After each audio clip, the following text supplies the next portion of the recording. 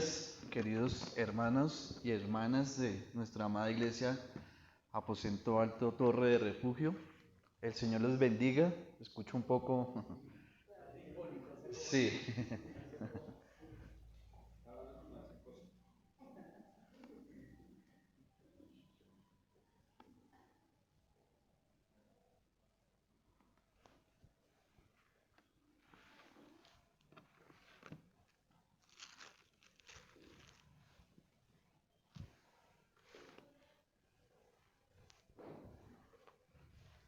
Venimos. Sí, está mejor el sonido. Gracias.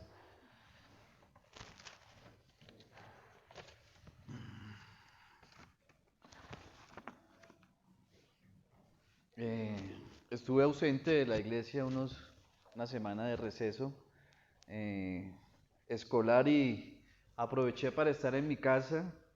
Mis papás regresaron nuevamente a Neiva después de 2 meses de estar en un tratamiento de radioterapia. Mi papá aquí en Bogotá y nos encontramos con una nueva situación, y es que mi mamá, que ha sido diagnosticada años atrás con una enfermedad mental de bipolaridad, tuvo una recaída. Entonces, a raíz de esta situación, vivimos una semana bastante afligida, angustiosa, porque esta enfermedad generalmente lo que produce es pérdida de sueño, eh, pérdida de apetito, además también falta de aceptación, de ayuda. Eh, Finalmente, después de varios días, eh, decidimos familiarmente optar por hospitalizar a mi mamá. No es fácil.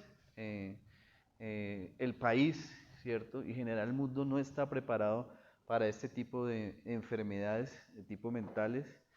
Eh, Han habido bastantes estudios donde dice que cada vez, ¿cierto?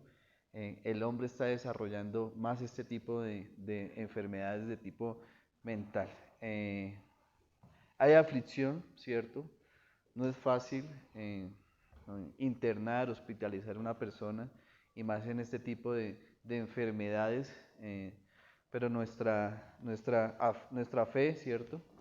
Está en nuestro buen Padre que, como lo he dicho y lo he dado el testimonio, el Señor ha sido bueno con nuestra familia, ha sido misericordioso, y también hemos visto cómo Él sana y cómo levanta enfermos, y también cómo salen estas personas del hospital. Entonces, esta semana continuamos precisamente con el estudio que estamos haciendo del libro de Mateos.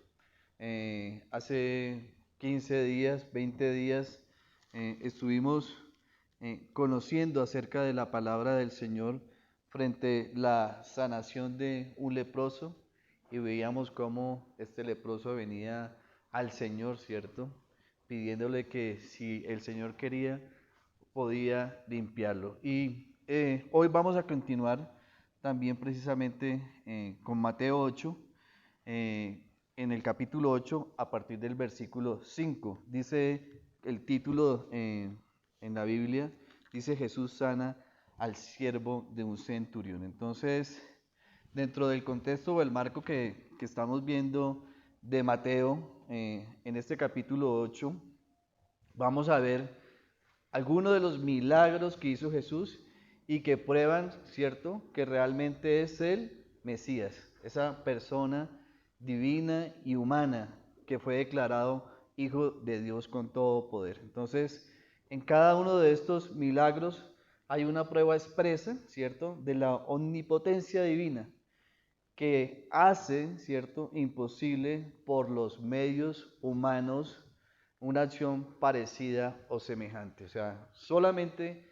en el Señor Jesucristo vemos, ¿cierto?, cómo limpia a un leproso, y en el versículo o en el pasaje de hoy vamos a ver cómo sana, ¿cierto?, sin estar en la presencia de esta persona enferma. Entonces, Veíamos precisamente el caso de la limpieza de una enfermedad, en ese tiempo pues prácticamente incurable como era la lepra.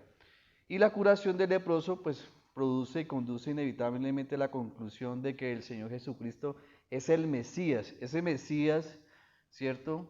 Eh, Anunciado y profetizado desde Antiguo Testamento. Es el Hijo de Dios viviente, ¿cierto? Y no es por sorprenderse, por tanto, su fama, como la vemos acá en el libro de Mateo, se divulgó, ¿cierto? Se divulgó tanto que hasta el día de hoy estamos nosotros predicando y hablando del Señor Jesucristo, ese Rey mesiánico. Entonces, ese Mesías prometido en las Escrituras del Antiguo Testamento, lo vimos cuando empezamos a estudiar este libro de Mateo desde varios pasajes como Isaías, hizo su aparición y se manifestó, ¿cierto?, a los suyos. ¿Quién eran los suyos? Los judíos, con estas señales mesiánicas incontrovertibles. El Mesías vino a los suyos, pero los suyos, dice la palabra, no le recibieron. Entonces hubo un remanente de personas que lo reconoció y le recibió como el Hijo de Dios, ¿cierto? La nación en la persona de sus líderes, hablando del pueblo judío, optaron por rechazarlo, ¿cierto? Manifestar su rechazo. Y lo será hasta el día cuando venga, ¿cierto? Con poder y gran gloria, dice, ¿cierto? La palabra del Señor en Mateo 25, la segunda venida del Señor Jesucristo, para sentarse en su trono, en el trono de David. Los que están estudiando Apocalipsis están profundizando precisamente acerca de esa segunda venida del Señor Jesucristo. Entonces, hoy vamos a ver esta segunda señal mesiánica realizada por Jesús, según el evangelista Mateo, fue la asombrosa curación del siervo de un centurión romano.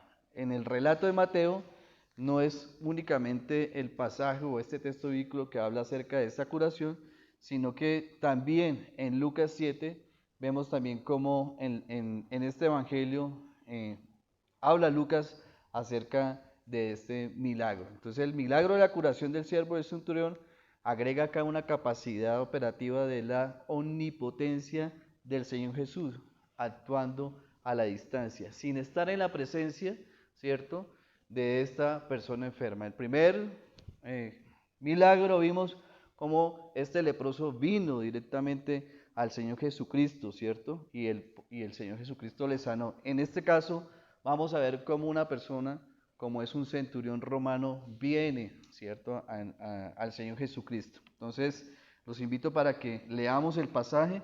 Dice Mateo 8, versículo 5 hasta el versículo 13, dice: entrando Jesús en Capernaum, vino a él un centurión rogándole, diciendo: Señor, mi criado está postrado en casa, paralítico, gravemente atormentado. Y Jesús le dijo: yo iré y le sanaré. Respondiendo el centurión dijo: Señor, no soy digno de que entres bajo mi techo, solamente di la palabra y mi criado sanará, porque también yo soy hombre bajo autoridad y tengo bajo mis órdenes soldados. Y digo a este: ve y va, y al otro: ven y viene, y a mi siervo: haz esto, y lo hace. Al oír Jesús se maravilló y dijo a los que le seguían: de cierto os digo, que ni aún en Israel he hallado tanta fe. Y os digo que vendrán muchos del oriente y del occidente, y se sentarán con Abraham, Isaac y Jacob en el reino de los cielos, mas los hijos del reino serán echados a las tinieblas de afuera. Allí será el lloro y el crujir de dientes. Entonces Jesús dijo al centurión: ve, y como creíste, te sea hecho. Y su criado, dice la palabra, fue sanado en aquella misma hora. Amén. Amado Padre, te damos gracias, Señor, por tu palabra, porque tu palabra es viva y eficaz, Señor. Gracias, Señor, por este día, Señor. Gracias por esta mañana. Gracias por tu iglesia, Señor, universal y local, Señor. Y gracias, Señor, por cada uno de mis hermanas y hermanas, Señor, que nos congregamos en tu santo nombre, Señor. Gracias por tu palabra, Señor, y gracias por el pasaje que nos brindas el día de hoy, porque estamos conociendo, Señor, acerca de un rey mesiánico con poder. Tú, Señor, mi buen Dios, tú eres el Todopoderoso, Señor, que podamos, Señor, conocerte cada día más, Señor, poder conocer tu palabra, conocer tu voluntad, Señor, y qué deseas y qué propósito tienes para nuestra vida, Señor. Que tu palabra nos fortalezca, que tu palabra, Señor, nos vivifique, nos edifique, Señor, que nos acrecente, Señor, nuestra fe, Señor, y que hoy podamos salir, Señor, vivificados con ella, Señor, conociendo de que tú eres el gran Rey, Señor, todopoderoso, Señor, con el poder de sanar, con el poder de salvar, Señor. Te damos gracias, Señor, por este tiempo y oramos en el nombre del Señor de señores y Rey de reyes, nuestro amado Señor Jesús, nuestro Salvador. Amén. Entonces, vemos cómo esta sanidad del siervo del centurión, ¿cierto? Vemos como un hombre pagano, como es el centurión, ¿cierto? Llega a poner su fe en el Señor Jesucristo, en el tiempo cuando la salvación pertenecía solamente a este pueblo judío. Entonces, la historia también aparece en Lucas 7, desde el versículo 2 al 10. Hay una diferencia en estos dos pasajes notable. En el relato de Lucas no es el centurión que viene personalmente a Jesús, sino que él oficia a un grupo de ancianos judíos para que intercedan por él delante del Señor Jesucristo. Entonces, los ancianos van a acudir a Jesús como agentes del centurión, ¿cierto? Sencillamente relata Lucas ese acontecimiento desde el punto de vista de la fuente principal de la misión, es decir, el mismo centurión. O sea que Mateo parte desde la petición del centurión que pudo haber usado esos ancianos para que fueran al Señor Jesucristo a mediar por él. Entonces, es importante recordar que la meta del Señor Jesucristo era alcanzar a su pueblo, esa nación de Israel. Esto lo vemos en la palabra del Señor, donde dice que en Mateo 10, 5 a 6 dice el Señor Jesucristo, donde da una comisión a los 12 apóstoles, a los 12 discípulos, y les dice: a estos 12 envió Jesús y les dio instrucciones diciendo: por camino de gentiles no vayáis, y en ciudad de samaritanos no entréis, sino id antes a las ovejas perdidas. ¿De cuál casa? De la casa de Israel. También se lo dijo el Señor Jesucristo a la mujer cananea en Mateo 15, 24.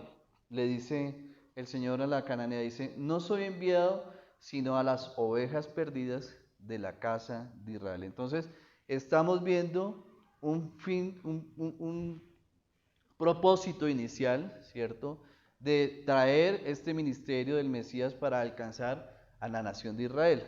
El apóstol Pablo también lo dice en Romanos 15, 8 al 9.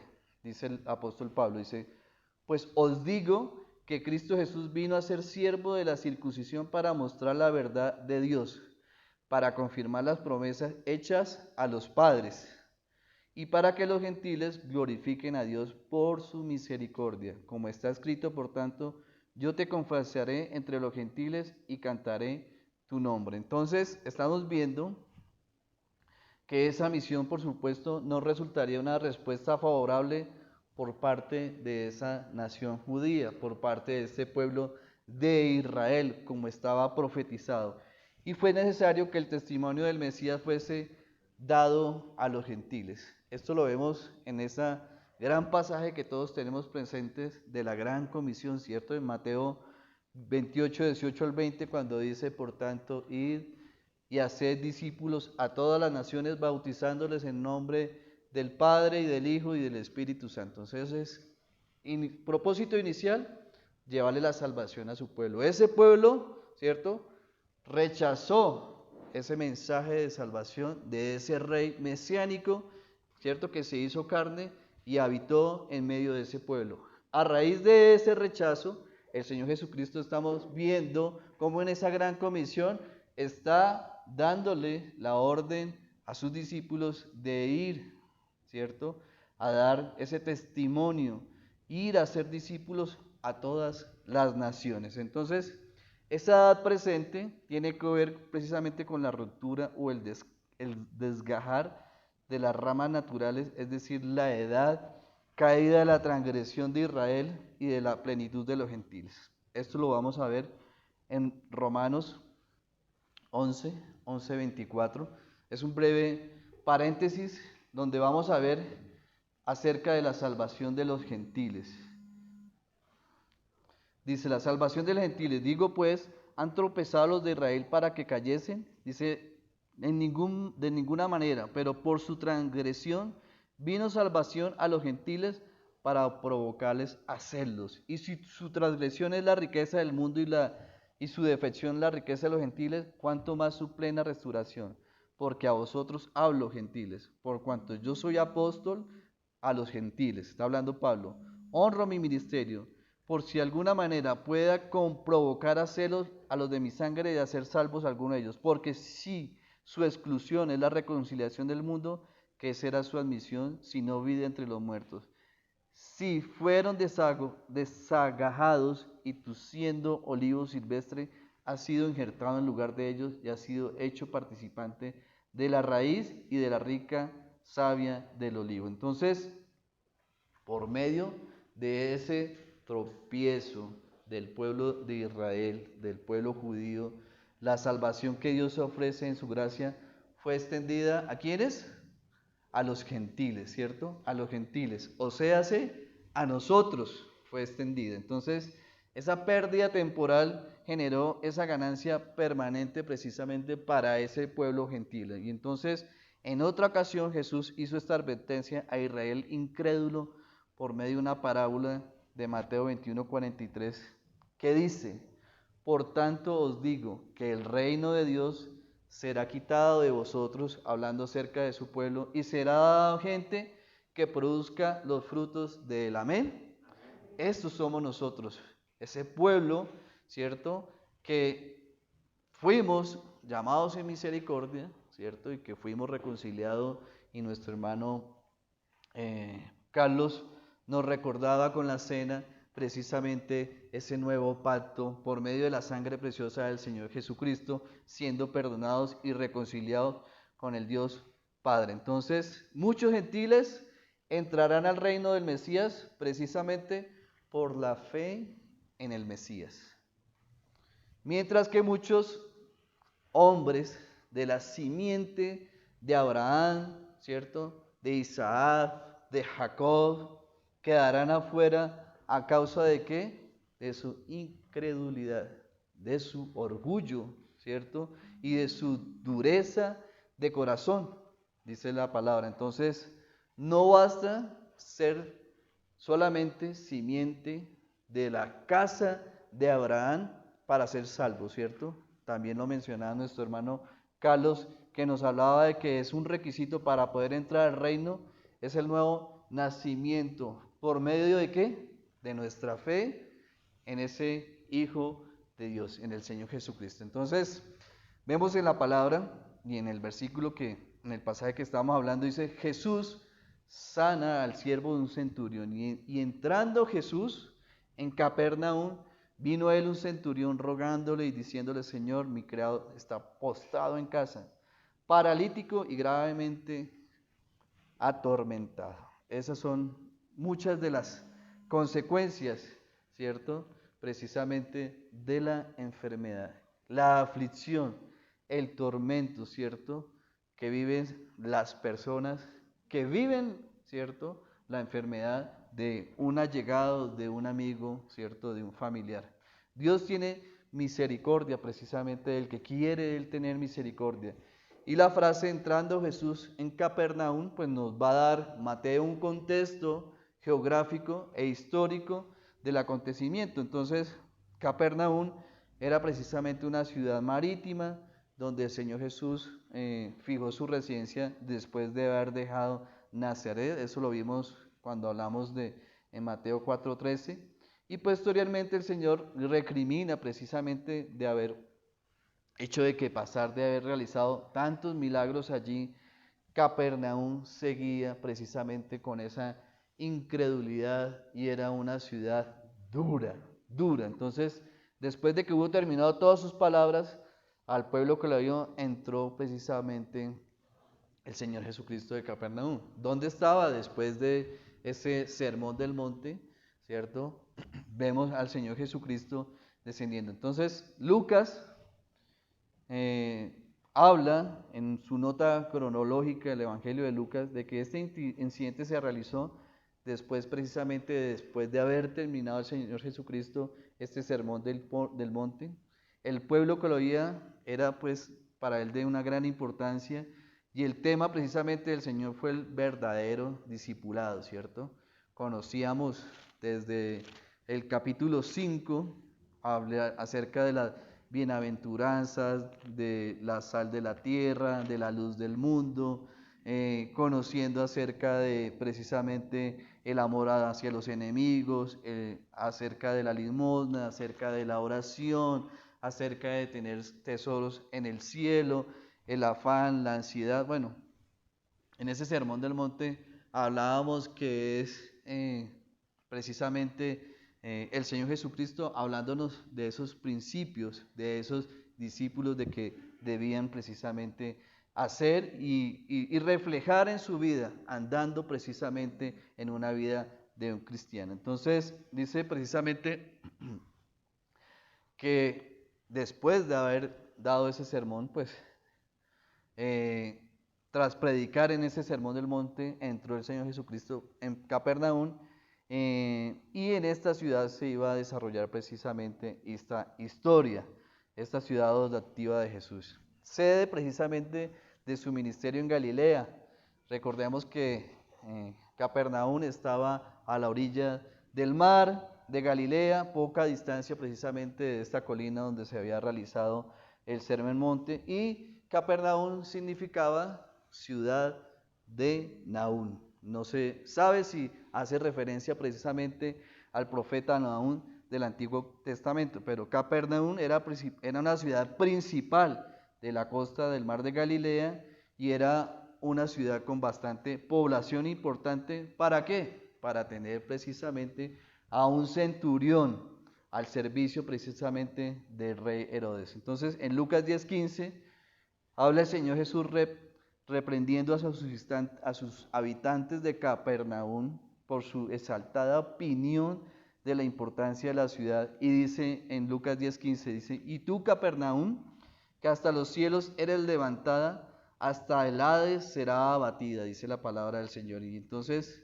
vemos cómo fue posteriormente cumplida esta palabra, porque Capernaum desapareció del mapa, no se encuentra en estos momentos rastros, se desconoce la ubicación exacta de esta ciudad. Y entrando Jesús en Capernaum, vino a él un centurión. Para que tengamos una idea de un centurión, era un soldado romano, ¿cierto? Y era llamado así porque a cargo de él estaban aproximadamente 100 soldados romanos. Era precisamente la columna vertebral del ejército romano, y una legión romana con todas sus fuerzas constaba de 6.000 hombres y estaban divididas precisamente en 10 cuartes, en 600 hombres cada una. Entonces vemos el centurión, un hombre gentil, ¿cierto? Un hombre militar, hacía parte de ese ejército romano, y por ser parte de ese ejército romano adoraba precisamente a esos dioses romanos. Entonces vemos cómo ese centurión comandaba 100 hombres y por tanto una legión tenía precisamente 60 centuriones. Entonces este centurión podría tener varias responsabilidades y facultades, supervisando precisamente algunos de esos soldados de Herodes, o tal vez en Capernaum había sido asignado un pequeño destacamento de esas tropas romanas. Entonces estamos viendo precisamente acerca de esta persona que va a tener la interacción con el Señor Jesucristo. Entonces, el evangelista Lucas narra precisamente en el capítulo 7 este mismo episodio, diciendo que ese siervo del centurión estaba precisamente enfermo y a punto de morir. Lucas, como médico, apreció la condición precisamente de aquella persona que están hablando, y esa situación que estaba viviendo esa persona era una situación supremamente grave. Y también Lucas señala que el centurión usó esa mediación de varios ancianos judíos para que pudieran llevar a Jesús esta petición del centurión. Pero Mateo, por su parte, se refiere al siervo como un criado, es decir, un muchacho.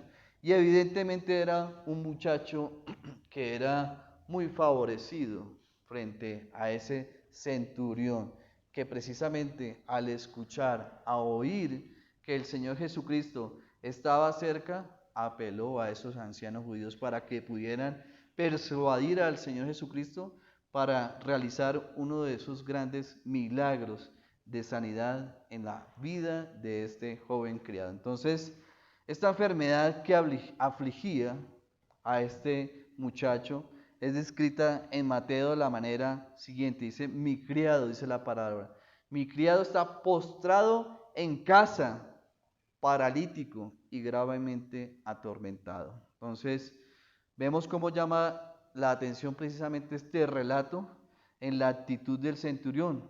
Vino como rogándole al Señor. Y rogar es una acción, ¿cierto? Cuando se solicita un favor, cuando se necesita una ayuda, ¿no? Lo hemos vivido, ¿cierto? Lo hemos sentido cuando en nuestras vidas hemos tenido que abogar, ¿cierto? A una situación de ayuda, de verdad que alguien le pueda hacer a uno un favor. Entonces, vemos cómo este centurión vino precisamente al encuentro del Señor Jesucristo rogándole. El que tenía una condición de romano, ¿cierto?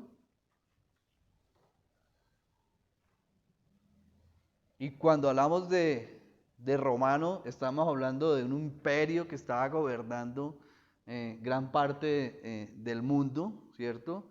Un imperio bastante fortalecido por su fuerza militar, ¿cierto? Y política, y gran parte de de este, de este, de este pueblo árabe estaba precisamente siendo gobernado por este imperio romano. Entonces, lo irónico y el contraste es que esta persona, este centurión, que tenía precisamente esa condición de poder mandar, ¿cierto? De poder ejercer mando y fuerza en otras personas, vino al Señor Jesucristo de una forma humilde, ¿cierto? Con una forma de suprema humildad para encontrarse con el Señor. Entonces, las palabras del romano gentil son la súplica de reconocimiento de que no tenía precisamente el derecho de recibir nada frente al Señor Jesucristo, y que solo que era posible obtener ese deseo por una acción compasiva y misericordiosa por el Señor Jesucristo. Una gran paradoja en cuanto a la introducción de este relato que nos está brindando el apóstol Mateo, ¿cierto? Porque vemos cómo este imperio romano, o esta persona que hace parte de este imperio romano, que representa precisamente ese opresor de este pueblo judío, viene al Señor Jesucristo, quien era precisamente el rey de Israel desde el punto de vista humano. El opresor viene precisamente a pedir un favor al oprimido, reconociendo precisamente de que el Señor Jesucristo era superior a él. Entonces, vamos a ver 5 aspectos de la fe ejemplar del centurión que sobresalen en esta narración, y vamos a ver acerca de esos aspectos como el amor, como la gran generosidad, su gran humildad y su gran confianza. Entonces, el primero podemos describir como el poder de Jesús fue impulsado por la humildad del centurión. El poder de Jesús fue impulsado por la humanidad del centurión. Entonces, vemos precisamente que el centurión era un gentil pagano, precisamente romano, que viene como rogándole al Señor Jesucristo. Vemos además de que por ser un gentil, al acercarse a un judío era socialmente inaceptable, además, y vemos cómo este centurión estaba al servicio de Herodes Antipas, y ya vemos todo el trasfondo que hubo, ¿cierto?, en Herodes, ¿cierto?, cómo persiguió esta dinastía, esta familia judía, persiguió al Señor Jesucristo desde su nacimiento para querer matarlo. Entonces, tiene precisamente este centurión la responsabilidad de mantener la ley, de guardar precisamente el orden público en Capernaum, y estaba precisamente por su posición eh, de ser un líder, ¿cierto?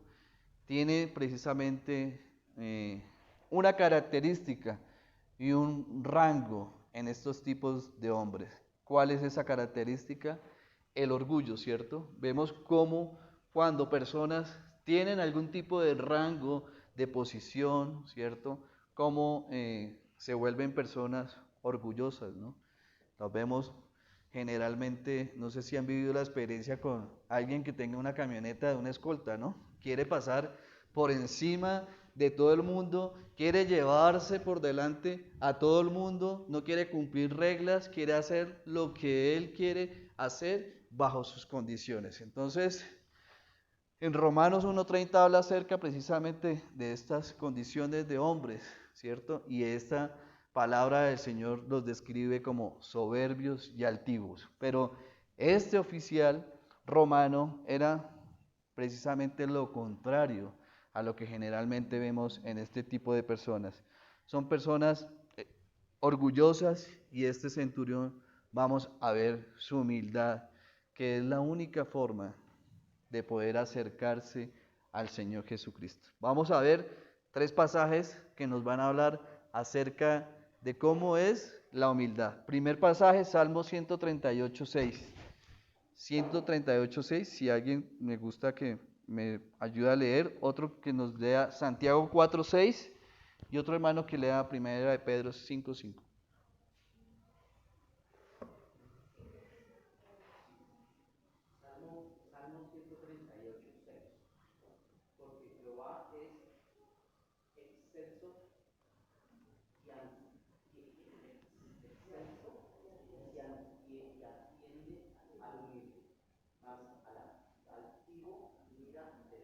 Amén. Santiago 4:6.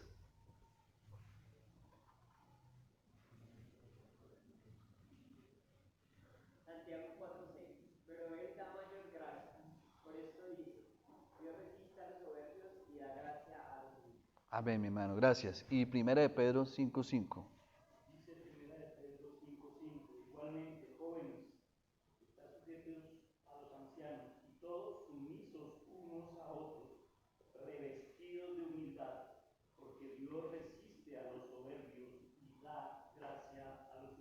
Amén. Entonces, estamos viendo precisamente el contraste que hay, ¿cierto? Desde el corazón humilde y desde el corazón orgulloso. Y vemos que en otras palabras, que si una persona precisamente está llena de estos deseos, de ambición, de orgullo, de amor por el mundo, no puede pretender este estado mayor de gracia. El que se enaltece será humillado, dice el Señor, y el que se humilla será enaltecido. Amén. Entonces, este centurión ve a Jesús precisamente como el Señor, ¿cierto? Y lo reconoce en su superioridad, y delante de todos está reconociendo y está confesando el nombre del Señor Jesucristo como ese Cristo, como ese Mesías. Entonces, por tanto, las personas escogidas por Dios, llamadas por el Señor, confiesan y reconocen a Jesús como su soberano y viven humildemente de corazón y además ruegan, no solamente por ellos, sino por los demás. Entonces, vamos a ver qué nos dice la palabra del Señor acerca de esta humildad. Isaías 57:15, si me ayudan también, y Isaías 66:1 al 2. Isaías 57:15.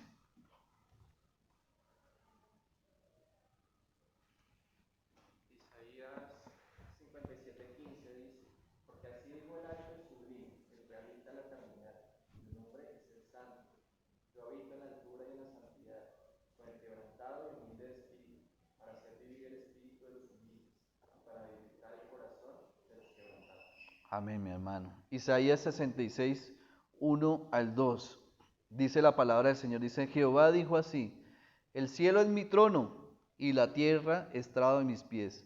¿Dónde está la casa que me habréis de edificar? ¿Y dónde el lugar de mi reposo?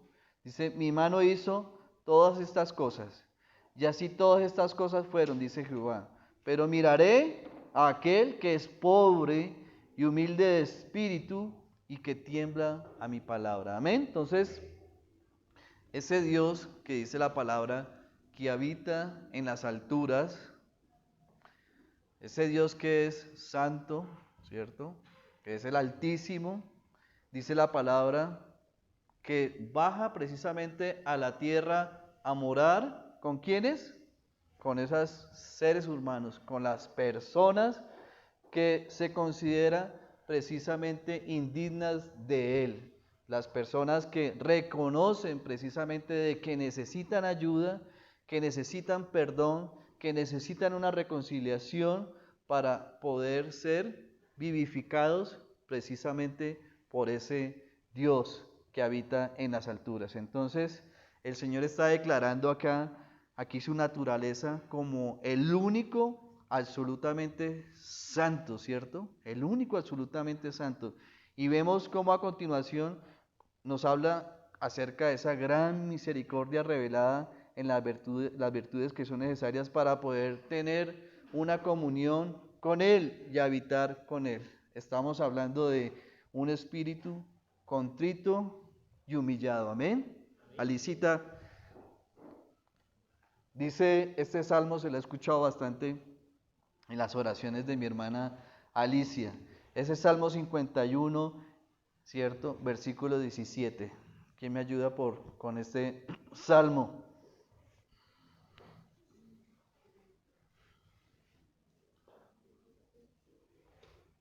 51:17. Está hablando, ¿cierto? El rey David. Y habla el rey David acerca dice, los sacrificios de Dios son el espíritu como quebrantado, el corazón contrito y humillado, no despreciarás tú, oh Dios. Entonces, que el Señor pueda precisamente producir en cada uno de nosotros esta santa humildad y contrición, que es precisamente ese sentimiento de quebrantamiento, de manera que estemos conscientes de que no somos ¿qué? Nada, que no somos nada. Esto lo veíamos también cuando hablábamos acerca de las bienaventuranzas de los bienaventurados, los que son pobres en espíritu, ¿cierto? Hablábamos de los bancarrotas espirituales, pero precisamente cuando somos conscientes de que no somos nada, podamos nosotros tener un sentimiento de dependencia total acerca del Señor. En Miqueas 6:8 dice la palabra del Señor. Miqueas 6:8. Dice la palabra del Señor: oh hombre, Él te ha declarado lo que es bueno y que pide Jehová de ti. Escuchen, mis hermanos, ¿qué pide el Señor? Solamente hacer justicia y amar misericordia y humillarte ante tu Dios. Entonces, estamos viendo que el Señor desea, ¿cierto?, que nosotros seamos justos, ¿cierto? En la iglesia cuando venimos los domingos, o que seamos justos siempre en nuestro actuar, en nuestras casas, en nuestros trabajos, en nuestra vida familiar, ¿cierto? Justo con nuestras esposas, justo con nuestro esposo, con nuestros hijos, ¿sí? Con nuestros empleados, justos con nuestro empleador. Pero además dice en Miqueas que hay que tener un gran amor, hay que tener una gran misericordia. O sea que nosotros también podamos tener ese sentimiento de compasión y poder tener también, ¿cierto?, un sentimiento de compasión hacia otras personas, principalmente ese sentimiento de compasión y misericordia hacia las almas perdidas, ¿cierto?, hacia los no salvos. Y por último habla en Miqueas acerca de humillarnos. Humillarnos es ser como este centurión, ¿cierto? Buscando a Dios, buscando, rogando, clamando precisamente al Señor. Entonces, vemos hombres muy influyentes, vemos hombres con muchas riquezas, con mucho poder, con mucha soberbia, con mucha fama, con muchos títulos, ¿cierto? Pero que deben dejar todo a un lado y humillarse para poderse acercar a Jesús, rogando y poder depender totalmente de Él, de la manera para que esa persona pueda ser escuchado por el Señor. En mi testimonio también varias veces también les he compartido cómo era mi relación con Dios, ¿cierto? Mi Señor, en la última escala de esa pirámide era el Señor. Cuando trataba de solucionar los problemas por mis propios medios, por mi propia capacidad, por mi propio dinero, con mis amigos, ¿cierto? Con mis amiguis, con los recursos, con la fama, con los títulos que tenía, ¿cierto? Uno desea poder tener el control de su vida, el control de las cosas, el control del matrimonio, el control de sus hijos por sus propios medios, pero gracias al Señor pude entender la posición que debería tener el Señor en mi vida. Y hoy, ¿cierto? Busco primeramente al Señor ante las situaciones. En el mundo estamos, ¿cierto? Tenemos aflicciones, ¿cierto? Tenemos enfermedades, tenemos circunstancias en nuestras vidas, pero el Señor nos está dando por medio de este pasaje esta gran enseñanza de una persona con poder, con fama, con recursos, ¿cierto? Con autoridad, pero que está viniendo al Señor precisamente en humildad, con ruego, buscando al Señor. Esa es la invitación. Desear que nuestras necesidades sean satisfechas, pero concentrando nuestras vidas, nuestros pensamientos en Cristo Jesús. No a los youtubers, ¿cierto? Hoy en día todo el mundo quiere buscar soluciones en su vida por medio de los influencers, cómo hacerse rico, cómo tener una relación, cómo hacer negocios, cómo hacer miles de cosas.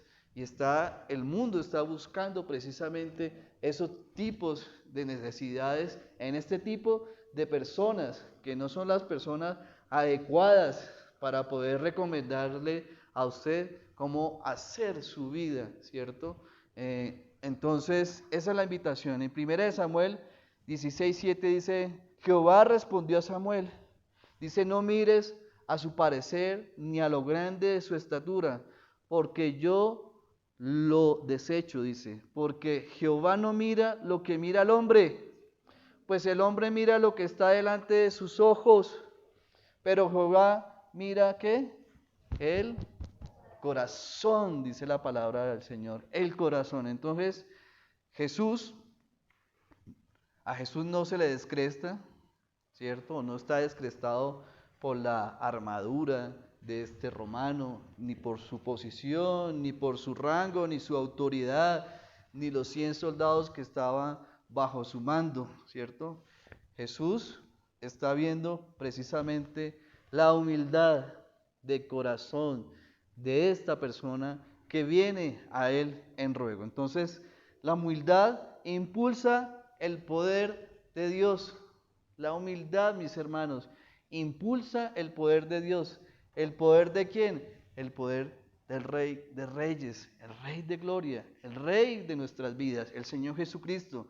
Vemos cómo en la Escritura el Hijo de Dios tenía un poder sobrenatural, ¿cierto? Lo vemos en Marcos cuando habla 4:39, dice, y levantándose el Señor Jesús reprendió el viento y dijo al mar, calla, enmudece. ¿Y qué pasó? Dice la palabra, y cesó el viento y se hizo grande bonanza. Entonces, vemos ese poder del Señor Jesucristo, lo vemos, ¿cierto?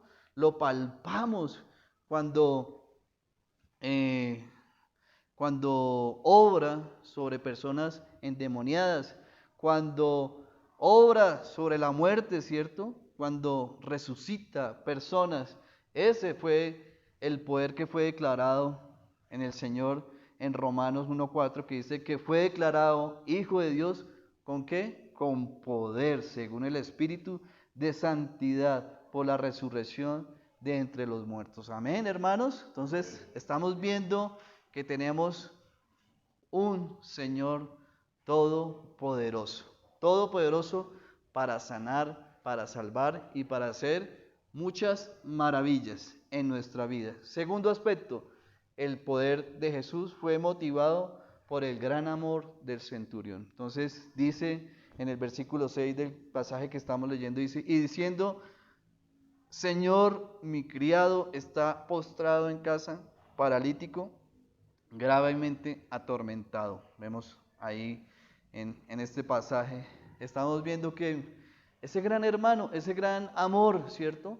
Ese gran amor de una persona con la sensibilidad de poder ver esa aflicción, esa angustia, ese tormento que está pasando una persona que está viviendo una enfermedad. Menciona acá la palabra que está paralítico, no especifica qué tipo de enfermedad mayor es, pero estamos hablando de que una persona viene a favor de un esclavo. Entonces, muchas veces vemos en la escritura de personas, ¿cierto?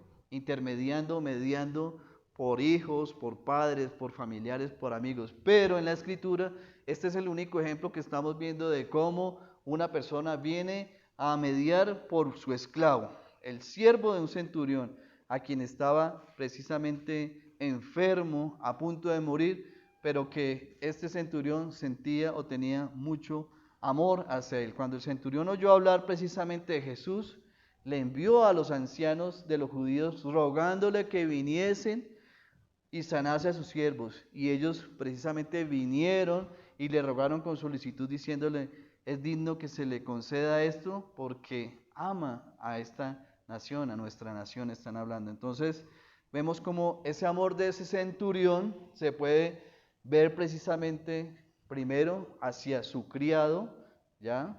A su siervo, cuando vemos que los siervos son descritos precisamente por una persona que es comprada, una persona que hace parte ya de una propiedad y que está sometida a toda la voluntad y control precisamente de su amo. En estos tiempos, un esclavo era considerado como una cosa, ni siquiera como un ser humano, como una persona, sino que era considerado como una persona. Incluso su amo tenía la potestad sobre la vida, ¿cierto? Decidir acerca de la vida o la muerte de un esclavo. Entonces estaba profundamente preocupado el centurión por este esclavo, ya que estaba enfermo y a punto de morir. Y Lucas nos va describiendo también que la enfermedad, ¿cierto? Acerca de esos síntomas, pero Mateo acá observa precisamente que el joven estaba paralizado y gravemente enfermo. Entonces hubo una gran compasión del centurión. Y esa gran compasión, esa gran sensibilidad fue la que lo llevó desesperadamente a buscar la ayuda del Señor. Y él oyó hablar mucho acerca de Jesús, ¿cierto? Escuchó que precisamente venía, se habían mudado de Nazaret a Capernaum y era muy conocido el Señor Jesucristo ya en esta región. Y en algún momento había oído más acerca de los milagros que estaba haciendo el Señor Jesús. Vimos cómo empezó ese ministerio, ¿cierto? Después de su bautizo, predicando la palabra, enseñando y sanando a los enfermos, el Señor Jesucristo cuando inicia precisamente este ministerio. Entonces, el corazón bondadoso del centurión queda evidentemente evidenciado al acudir él mismo a suplicar por su siervo. Pero en Lucas 7:2 afirma precisamente de que este siervo era muy querido, dice la palabra, y la súplica del centurión por el siervo lo hace de una forma personal y rogando, poniendo delante del Señor precisamente toda esta angustia de un joven enfermo ya a punto de morir, esperando confiadamente en una acción misericordiosa por parte del Señor. Y Jesús, en el versículo 7 del capítulo 8 dice, y Jesús le dijo, yo iré y le sanaré. Entonces vemos esta respuesta de un Salvador bondadoso, todopoderoso. El Señor está dispuesto a ir a la casa de este gentil. El profeta había anunciado precisamente la venida del Mesías y que este Mesías traería salvación bajo sus alas equivalentes a la santidad. Esto lo vemos Malaquías 4:2. Malaquías 4:2. Dice, Malaquías 4:2 dice, mas a vosotros, los que teméis mi nombre, nacerá el sol de justicia, y en sus alas traeré salvación, y saldréis y saltarás como becerros de la manada. Entonces, no solamente el Señor es quien salva o sana de una enfermedad espiritual, sino que además tiene el poder para poder sanar, ¿cierto?, la enfermedad física y poder restablecer la salud. Amén. Yo sé que no soy el único que ha vivido, ¿cierto?, en mi vida, ver la sanación del Señor Jesús en mi familia, en mis hijos, en mi esposa, ¿cierto? He visto cómo el Señor sana, cómo el Señor, ¿sí?, cambia esos diagnósticos médicos, ¿cierto? Cuando un médico dice, esto es de esta manera, el Señor tiene la última palabra, y he visto precisamente al Señor obrando de manera sobrenatural en mi vida, en la de mi esposa, en mis hijos, en mis padres. Entonces, vemos cómo precisamente no solamente tiene el poder de salvar almas, sino también de sanar enfermedades. Jesús no le dijo al centurión, ¿cierto? No le dijo, ¿por qué te presentas siendo tú mi enemigo? ¿Cierto? Porque lo eran, ¿no? Estaban siendo oprimidos por este imperio romano y estaban siendo los judíos, ¿sí?, agobiados por impuestos y por diferentes restricciones que le imponía este imperio en su vida, sino que su respuesta fue algo inesperado, ¿cierto? Bueno, en el sentido de que le está diciendo, yo iré y lo sanaré. Cuando nos acercamos con humildad, con amor, el Señor nos da mucho más de lo que nosotros esperamos. Y también lo he visto en mi vida, y también por el testimonio de diferentes hermanos, también he visto cómo el Señor nos responde, ¿cierto? Y a veces mucho más de lo que nosotros pedimos o de lo que nosotros nos imaginamos, ¿cierto? A veces dice, quiero una esposa, y el Señor le premia a uno con una excelente mujer, ¿cierto? Una ayuda idónea para nuestro hogar, esa ayuda espiritual en nuestras familias, y más, mi hermano Iván, cuando el Señor nos bendice a uno con unos hijos hermosos, ¿cierto?, que vienen a complementar ese amor del Señor en nuestras vidas, ¿cierto? Y cuando es uno y cuando son dos, es más la bendición, ¿cierto? Cuando son tres, son muchas bendiciones. Entonces, ese es el Señor, ese es el Señor. Dice la palabra en Romanos 10:12 de que el Señor es rico para todos, ¿cierto? Los que le invocan. Y esa es la invitación que está haciéndonos el Señor a nuestras vidas, para que nosotros podamos invocar al Señor, para que nosotros podamos venir siempre al Señor. Tercer punto, hay una gran generosidad del centurión. Entonces vemos en Lucas 7 que habla el 5, dice, porque ama a nuestra nación y edificó una sinagoga. Entonces, estamos viendo precisamente ese amor del centurión, no era simplemente sentimentalismo abstracto, sino que lo expresó de una manera práctica, edificando una sinagoga para que los judíos de Capernaum pudieran, ¿cierto?, congregarse en esos tiempos y pudieran ellos, los ancianos, pudieran también tener el tiempo de encuentro con Jehová. Su función principal de la sinagoga era precisamente enseñar el mensaje de Dios, y el hecho de que el centurión pudiera edificar esta sinagoga reflejaba precisamente el amor hacia la verdad. Otro ejemplo de otro centurión que era muy generoso era el caso de Cornelio. En Hechos 10, 1, 2 habla, dice, había en Cesarea, otra región, un hombre llamado Cornelio, centurión de la compañía llamada la italiana. Dice que cómo era la condición de este centurión: piadoso, temeroso de Dios, con toda su casa, y que hacía muchas limosnas al pueblo, lloraba siempre a Dios, lloraba a Dios siempre. Entonces vemos como el centurión era un hombre temeroso de Dios, y de alguna manera, a pesar de su condición generalmente apóstata del judaísmo de su época, el centurión había oído y había creído, había confiado precisamente en el Señor Jesucristo, que era el Señor y su Salvador. Entonces, vamos a ver Salmo 33, porque este salmo nos va a dar una introducción de ese cuarto aspecto que vamos a ver acerca de la gran fe del centurión en el Señor Jesucristo. Y habla el Salmo 33, dice la palabra de Dios, creó el universo. Salmo 33, 4 dice, porque recta es la palabra de Jehová, y a toda su obra es hecha con fidelidad. Él ama justicia y juicio. De la misericordia de Jehová está llena la tierra.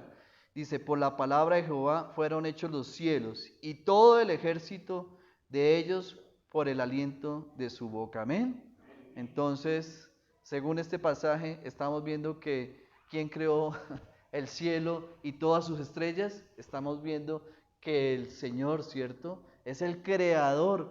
Por su palabra, dice, por la palabra de Jehová fueron hechos los cielos. Entonces, la palabra, ¿cierto?, de este mismo Rey celestial de que estamos hablando, trajo vida a este siervo y trajo también salud a esta criatura. Entonces, el poder del Rey suple nuestras debilidades. Amén, mis hermanos.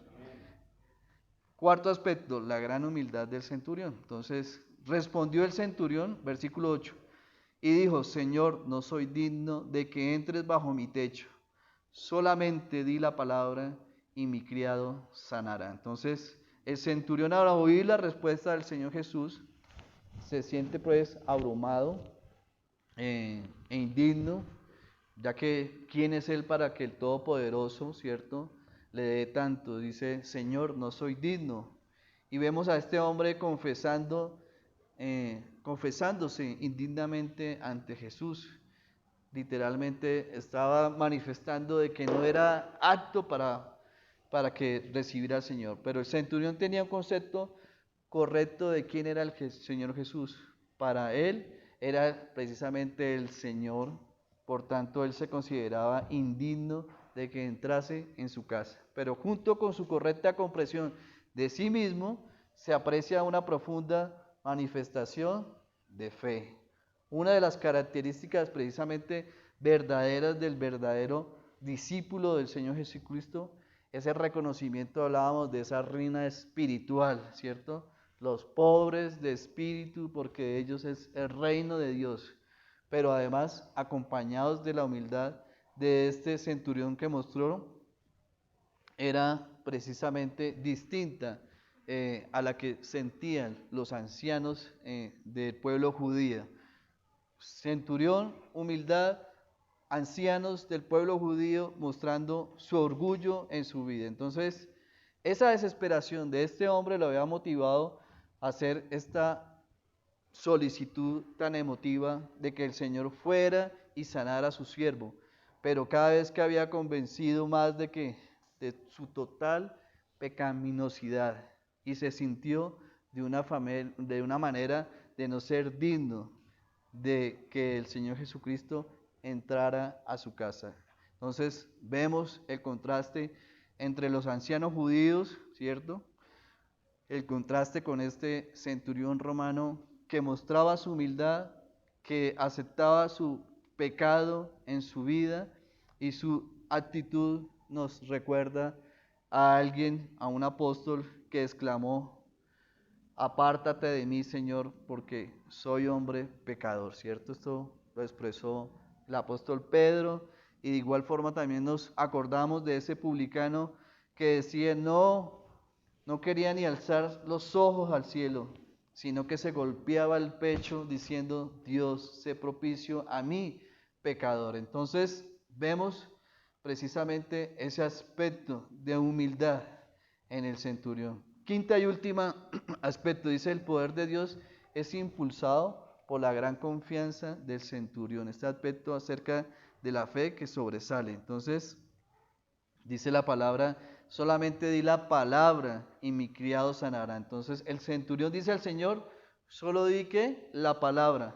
Es decir, que se expresa para que haya precisamente esa sanidad en la vida. La palabra del centurión estaba precisamente llena de humildad y de mucha reverencia hacia el Señor. Se confiesa pecador delante de quien es el Santísimo, porque reconoce al Señor como Dios y le reconoce como ese Dios omnipotente, precisamente por esa misma razón. La palabra de Dios no expresa solamente el deseo de Dios, sino que va acompañada de todo poder divino. Por eso la palabra dice en Hebreos 4:12, es viva y eficaz, ¿cierto? La palabra de Cristo es la del verbo eterno, del creador, del sustentador, de quien por una palabra de él, ¿cierto?, existe la tierra y el cielo cuando no existía, porque fue él quien hizo todas las cosas con el poder de su palabra. Estoy hablando del Señor Jesucristo.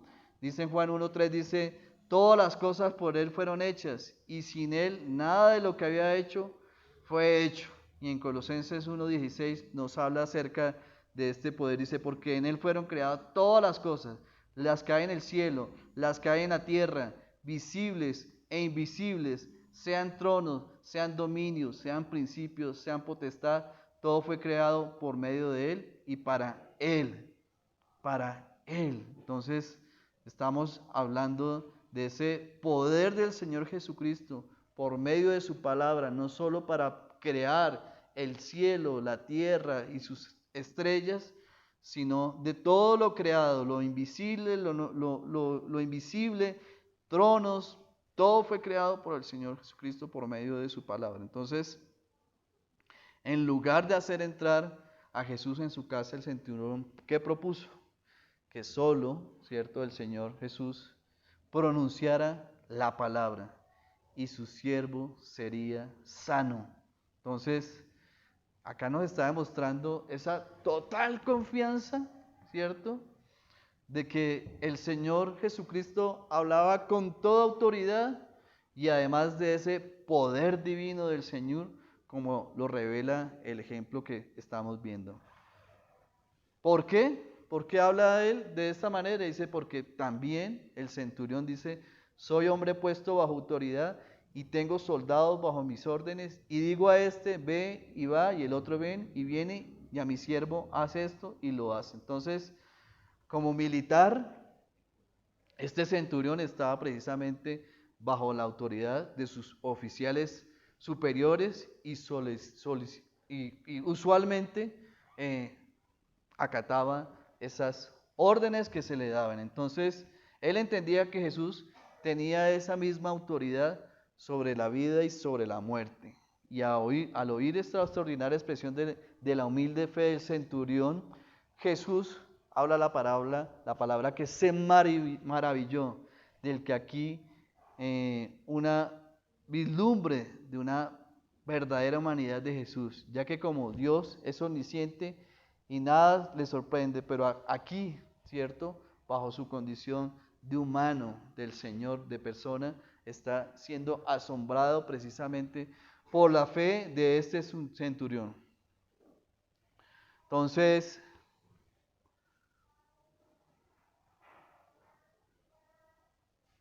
vemos con este hecho de que una persona gentil, ¿cierto?, diera precisamente ese ejemplo de una fe genuina, era reprimida para el pueblo judío que se había extraviado precisamente de la verdad a pesar de todos esos privilegios. El epílogo de la historia es que un tributo adecuado a la extraordinaria fe del centurión. Entonces vemos que su gran amor venció a su sensación de indignidad y fue precisamente a encontrarse con el Señor Jesús. Entonces Jesús dijo al centurión, ve y como creíste, te sea hecho. Y su criado, dice la palabra, fue sanado en aquella misma hora. Entonces vemos que el Señor Jesucristo nunca entró, ¿cierto?, a la casa de este centurión. Nunca estuvo presente, ¿sí?, de una forma personal con este enfermo, de una manera física.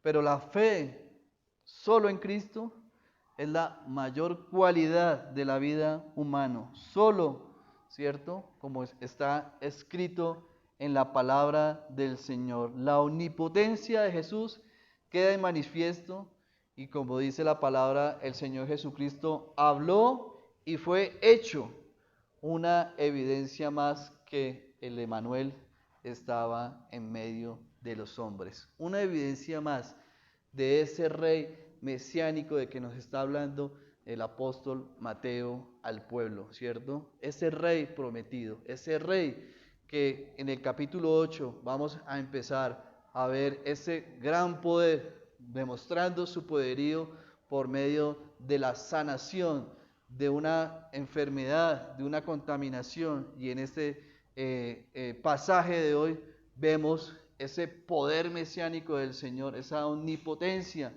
¿cierto? Esa omnisciencia de Él, ese atributo del Señor Jesucristo, sanando a una persona que no está delante del Señor. Señor, te damos gracias por tu palabra, Señor. Hoy conocemos de tu gran poder, Señor, no solo para salvar, para sanar espiritualmente, sino también para sanar nuestros cuerpos, Señor. Tú eres grande, Señor, tú eres el Rey de Reyes, Señor. Y hoy venimos a glorificarte, a honrarte, Señor, y a adorarte, reconociéndote toda, Señor, toda la dignidad a ti, porque tú eres nuestro Dios, tú eres nuestro Salvador.